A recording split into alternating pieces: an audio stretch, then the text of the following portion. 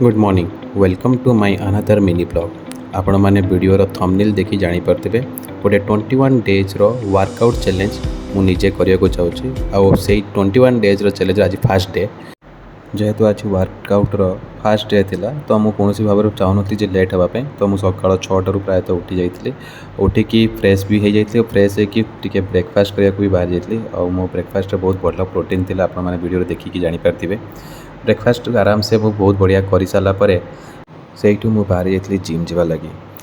जिमटा भी आमर घर पाखे भी थिला और घर पाखे जेहेतु थिला तो भाविली कि चली चली आराम से एक्सरसाइज भी हो जिम रे भी पहुँची जिमी। हाथ में गोटे शू रखी जोटा कि पिंधिकी से रनिंग आउ साइक्लिंग करने इजी हम। फाइनाली मुझे पहुँची जाइए मोर जिम सेंटर रे।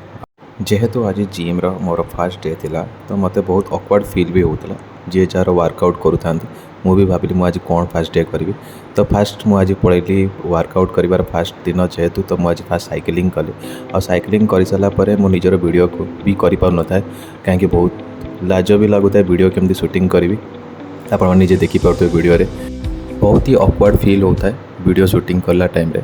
तो ये भितर मु मोर जिम रे चेस्ट वर्कआउट आउ कि पुशअप भी करते पुशअप कर सारापर मु देखिली जिम रे मोर गोटे स्कूल सांग आसू देखला मोर निज भितर जो ऑकवर्ड फील लगुला से धीरे धीरे कमी आसला आउ बहुत ही भल लगे स्कूल सांग को देखा कर सारापर सी बहुत आगुरी जिम भी आसूला देखा कर सारापर मुझे बाहर गली मो घर को यही मो fast day workout challenge. Video भल लगी लाइक और सब्सक्राइब निश्चय करेंगे।